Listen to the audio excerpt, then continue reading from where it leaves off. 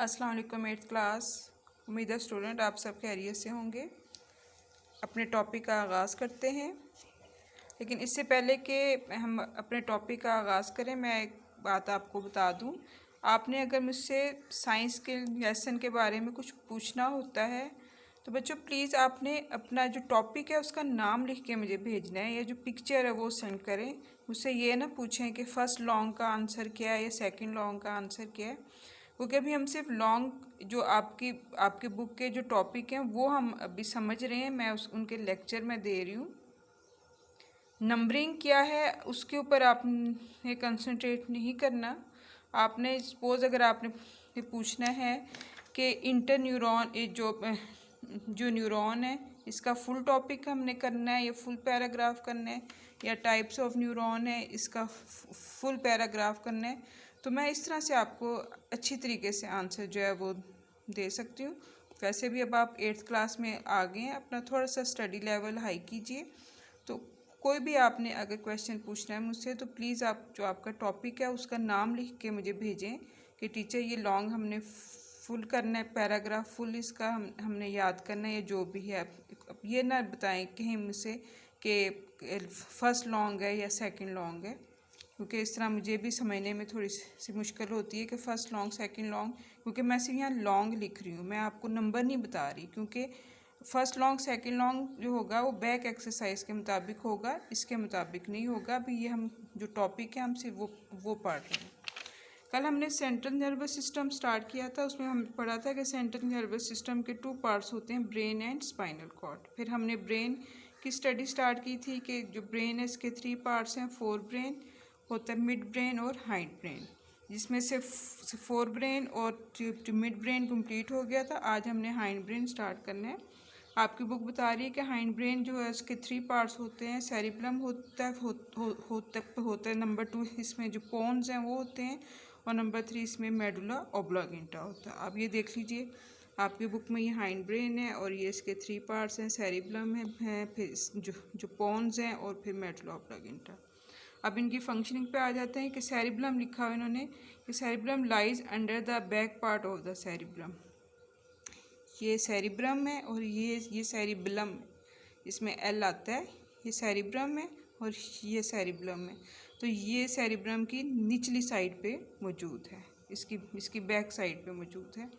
It acts as a controller for maintaining the body balance. ये इंसान के जो जिस्म का बैलेंस है उसको मतवाज़न रखता है, और making the precise and accurate movement. जब इंसान का बैलेंस नॉर्मल होगा तो उसके जिस्म की जो मूवमेंट होंगी, हरकत और सकनात होंगी, वो भी बिल्कुल ठीक और एक्यूरेट होंगी। सेकंड नंबर पे है कि जो इसमें होते हैं ये pons is an oval shaped structure. ये देख लीजिए, ओवल का मतलब होता है अंडे की शक्ल का स्ट्रक्चर है, which is present beneath the mid brain. ये मिड ब्रेन के नीचे मौजूद है, ये मिड ब्रेन है, इसके नीचे मौजूद हैं ये पॉन्स। और it controls many function like sleep, swallowing का मतलब होता है निगलना। कोई भी चीज़ हम खाते हैं उसको निगलते हैं, अपने हलक से नीचे लेके जाते हैं, उसको कहते हैं स्वाल्विंग। इक्विलिब्रियम मतवाजन हालत में रखना, और जो टेस्ट है हमारी बॉडी के, ये सारी जो चीज़ें, ये एक्शंस हैं, ये जो पोन्स हैं इनके अंडर आती हैं। फिर थर्ड नंबर पे मेडुला ऑब्लांगेटा। आप देख लीजिए मेडुला ऑब्लांगेटा ये जो उसके दिमाग की, जो उसकी ब्रेन की बैक साइड से निकल के फिर उसकी रीढ़ की हड्डी स्पाइनल कॉर्ड में जाएगा।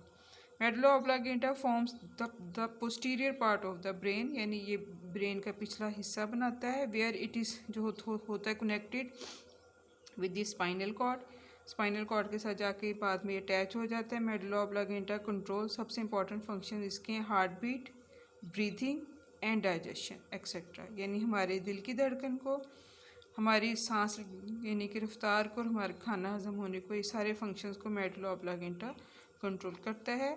और medulla oblongata keeps on working when rest of the brain goes to sleep, यानी जब सारा दिमाग सो जाता है तो भी मेडुला ऑब्लांगेटा जो होता है काम करता रहता है। आपको पता है हम भी जब सो जाते हैं तो भी हमारा दिल जो होता है धड़कता रहता है, हम सांस लेते रहते हैं और हमारा खाना भी हज़म होता रहता है।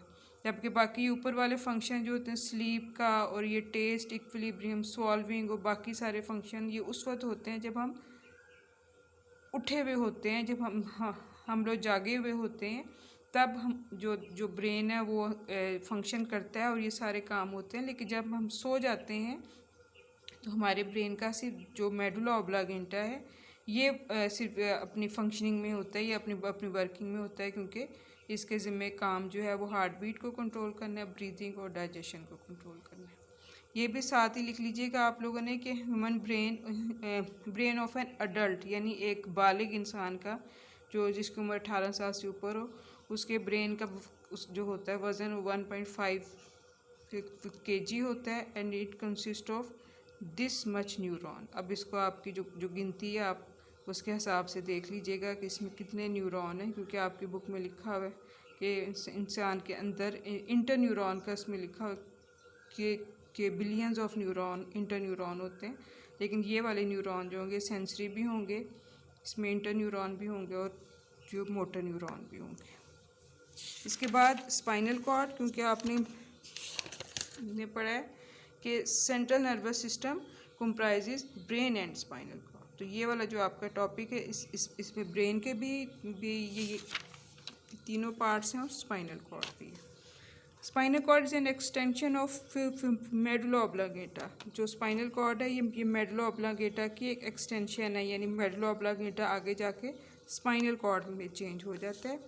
It runs backward in side backbone, ये पिछली साइड पे जाता है और हमारी रीढ़ की हड्डी में से होके गुजरता है और ये हमारे जिस्म के आखिरी हिस्से तक जाता है। It is also made up of interneuron, इसके अंदर भी इंटरन्यूरॉन मौजूद होते हैं।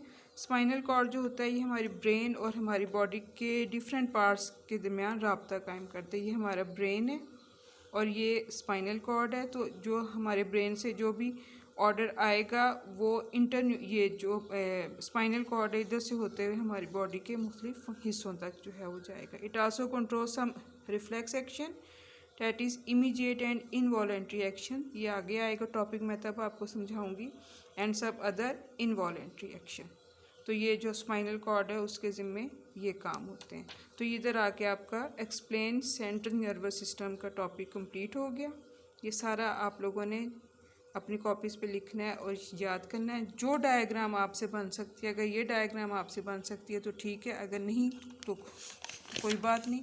इसी तरह से ह्यूमन ब्रेन है, ये भी अगर आसानी से आपसे बन सकता है, क्योंकि आजकल आप छुट्टियां वक्त है, तो आप लोग पहले रफ़ कॉपी पे फिर उसके बाद नीट कॉपी पे इसकी प्रैक्टिस कीजिएगा। शुक्रिया।